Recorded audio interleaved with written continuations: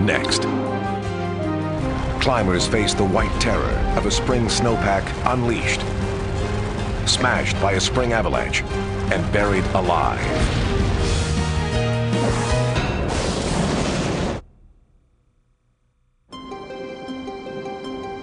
A bright spring day in Lost Canyon near Provo, Utah. Riley Sidaway and Joe Solberg, two university students and free climbers, reached the summit of Mount Timpanogos and are now on their way down. Like many other climbers, they've come out because of the warm spring temperatures, the longer days, and the seemingly perfect climbing conditions. But the warm weather obscures a hidden danger. The winter snowpack has turned unstable in the spring thaw, creating the perfect conditions for a wet slide. We were hiking up on Mount Timpanogos, and we were on the ridge, and we had just reached South Peak, and we were coming back down. So basically I jumped off, landed on the little soft snow, and then started sliding down. That's what I think caused the avalanche to go. The heavy wet snow gives way underfoot and begins to thunder down the slopes, carrying Joe away with it. I was just trying to spread myself out as much as I could, and then eventually it sped up quite a bit, and it was going pretty fast. And then I guess just kind of flailing around, trying to stay on top. And I was on my back with my head uphill, spread out, and I was swimming in it. Riley watches helplessly as the massive wave of snow smashes down, sweeping his best friend to what he is sure is certain death. It was louder than thunder. It was a thundering, rumbling, loud enough that it shook the whole entire canyon.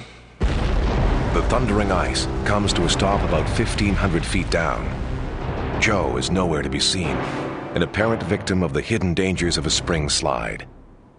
Jim Frankenfeld, an experienced climber and director of the Cyberspace Avalanche Center, trains climbers on avalanche safety. Usually in the spring we have a solid underlying snowpack, and then we have a layer of new snow, and it hasn't really settled and become part of this firm structure yet. At night, that'll get real thick. As it warms up a little bit in the daytime, the snow can slide a little bit. It has viscous properties to it, and it'll adjust, and then it'll refreeze in place again overnight. During the day, it'll warm up a bit, and this new snow can slide. This is a settlement and adjustment process. Later in the afternoon, it gets a little too viscous, a little too wet and slippery, and then you have this slab that falls off.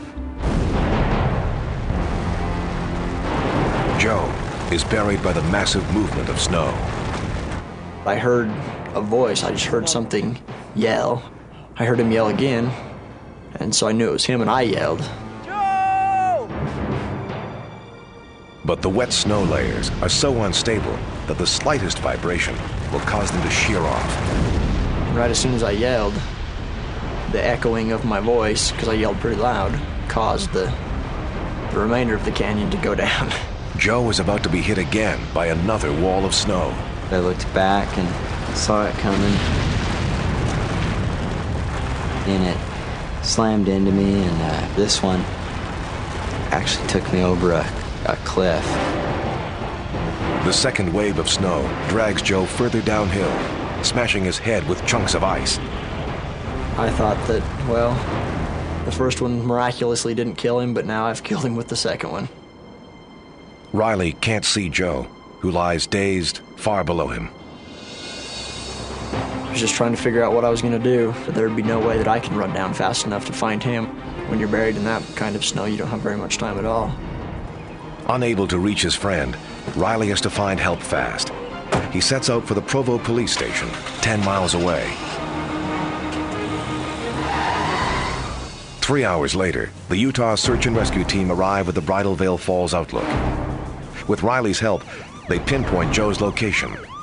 First, they summon a life flight helicopter, but there's a problem. High winds keep it from landing or dropping rescuers anywhere near the location. Meanwhile, veteran pilot Mike Stapley is flying a chopper hired by local TV station KUTV.